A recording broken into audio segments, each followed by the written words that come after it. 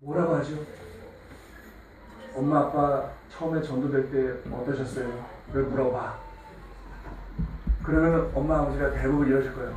내가 그때는 말이지, 그때 어떻게 전도가 되고 내가 어떻게 활동을 하고 어떻게 해서 내가 축복을 받았다. 그래서 내가 너를 낳았다 이놈아 라고 하실 거야. 물어봐. 될까요? 여쭤봐. 그리고 갔다 옵니다. 갔다 와서 회장님 대단하십니다. 회장님 한 말 토시 하나 안 틀리고 우리 어머니가 그렇게 말씀하시더라고요. 앉아봐. 내가 전도될 때 말이지. 그걸 잘 얘기를 하시더라는 거예요. 그랬는데 허락을 안 하시더라는 거예요. 그래도 너는 안 돼. 엄마 아빠 고생 다 했으니까 너는 쉬어야 돼. 너는 공부해야 돼. 어떻게 할까요?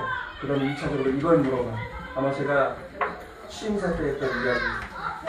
엄마, 내가 하늘길을 가려고 하는데 엄마가 막으시면 엄마는 사탄입니다. 그러면 굉장히 충격받으실 거다. 진짜 그래도 될까요? 가봐. 그런데 그 집에 가서 이 악물고 어머니한테 그 얘기를 했다는 거예요. 그러니까 어머니가 충격을 받고 저희 아버지랑 똑같은 거죠. 가라! 그러시더라는 거예요. 그러니까 그 친구가 그렇게 뜨거운 친구들이 아직도 살아있습니다. 그러니까 그 친구들의 심정을 보면 근데 원래 아무것도 몰라요. 그냥 우리끼리 모여서 알콩달콩 또 위에 또 학사장님 하라니까 하고 그러니까 뭔가 느껴지고 눈물도 흘리고 그러니까 내가 꼭 크는 것 같고 그렇게 지금 성장하고 있거든요. 그래서 그러한 친구들이 우리 통일갈 미래를 짊어질 사람들이고 그리고 그러한 우리 2세들이 앞으로 미래를 만들어갈 사람들입니다. 그러니까 혹시 여기 대학생 자녀를 둔 부모님 앞으로 대학교를 가야 될 우리 성학생을 둔 부모님 혹시 그 녀석들이 엄마 나 STF를 갈게요. 1년 동안 휴학하고 헌신을 할게요 할 때 우리 아들 장하다. 네가 그런 길을 가려고 하면 칭찬해 주셔야 됩니다. 야 그거 힘들어 가지마. 고생할 거야.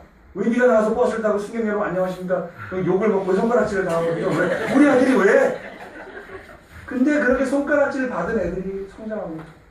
그렇게 이 부정을 당하고 심지어는 몰매를 맞아본 친구들이 목회를 하고 공직을 합니다.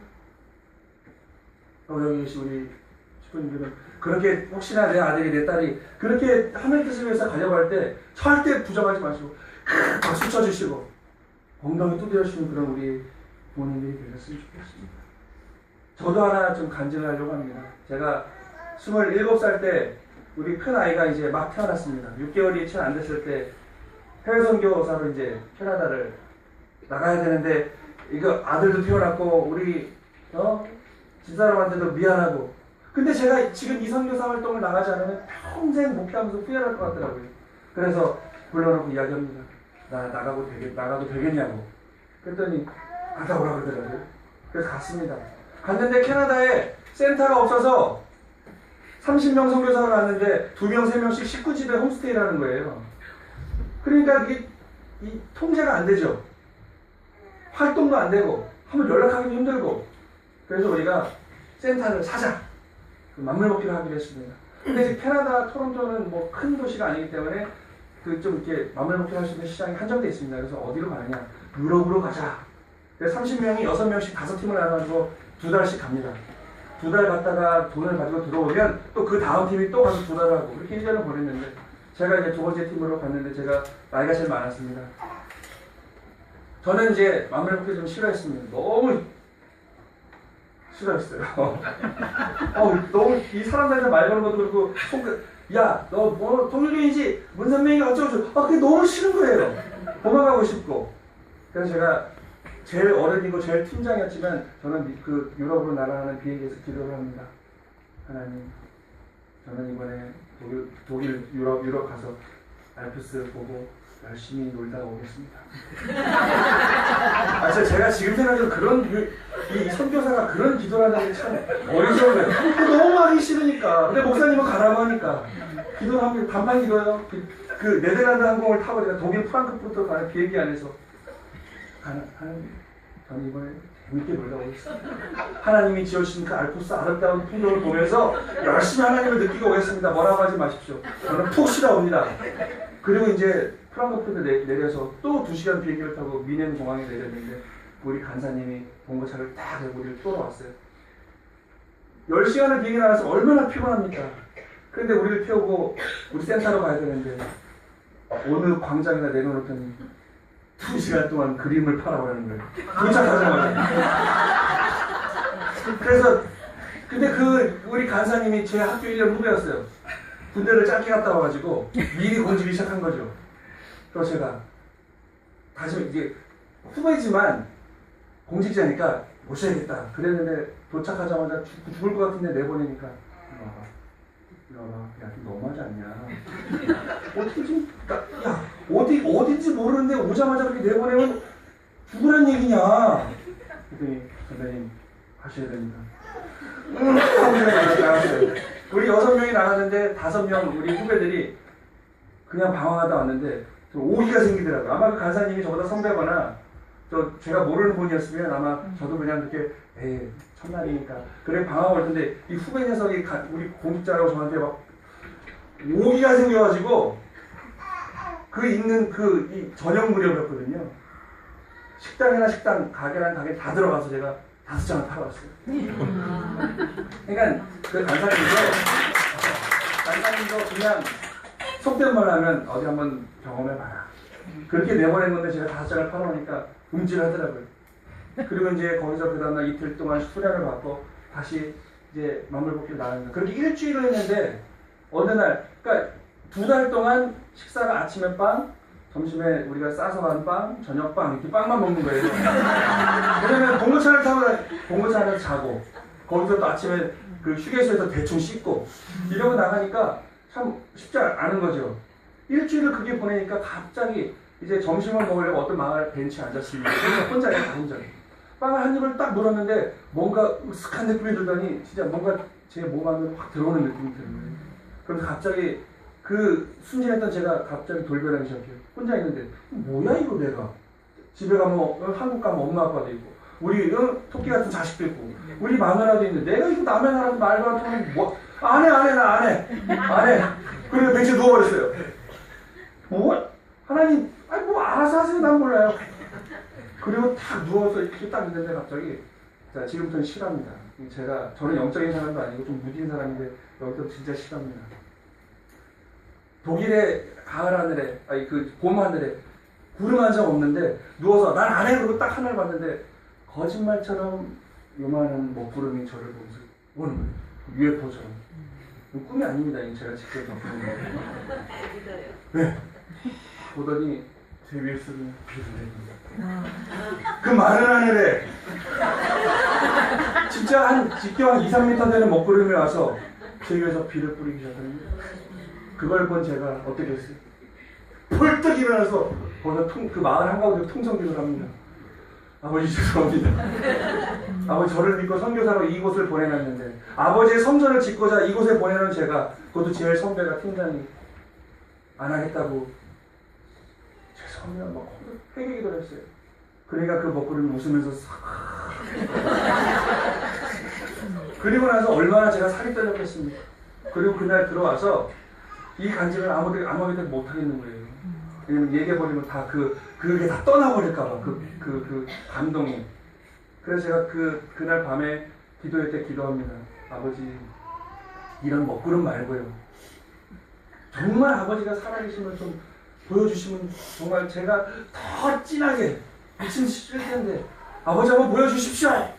그런데 그날 밤에 진짜 거짓말처럼 아버님이 나오셨어요. 너무 생생하게 지금도 그림을 그리려면 그릴 수 있을 것처럼 너무 생생하게 저한테 다 오시더니 그 독일 집이거든요. 그거 와서 당신아 힘드냐? 그리고 거기다 대고 너무 생생하니까 전 진짜 꿈이지만 생시처럼 힘드냐? 거기다 대고 어떻게 저 힘들어 죽겠습니다 할 수 없잖아요. 아닙니다 아버님 괜찮습니다. 아니 아버님이 어떻게 여기까지 이렇게 오셨습니까? 내일 너를 반겨줄 의미 있을 거다. 힘내라 아들아. 그러면서 가시는 거예요. 좀 더 같이 있고 싶은데 아버지 하다 깼어요. 근데 딱 5시 50분에 혼독회 전에 깨더라고요. 그리고 혼독회 때 기분이 너무 좋은 거예요. 기도하고 찬송 부르고 그리고 이제 그림을 들고 나가는데 보통 하루에 그림을 20장 들고 나가거든요. 근데 그 반도 못 팔거든요. 기분이 너무 좋았어요. 야, 나 50장 좋아. 무거운데 그걸 낑낑 들고 50장을 들고 나갑니다. 그럼 보통 오전에 4시간, 8시부터 12시간 4시간을 하면 하루, 지금 유로지만 그때는 독일 마르크인데 하루 목표액이 300마르크예요. 그러면 한 25만원 정도 되는데 오전 내내 열심히 하면은 잘 될 때는 뭐 150마르크, 한 반 정도 할 때가 있는데 그날은 거짓말처럼 한 집도 안 사주는 겁니다. 다 노땡큐, 노땡큐. 그리고 점심 먹으러 벤치에 앉았는데 부정적인 생각이 들까 하다 어제 생각이 나는 거죠. 안 돼.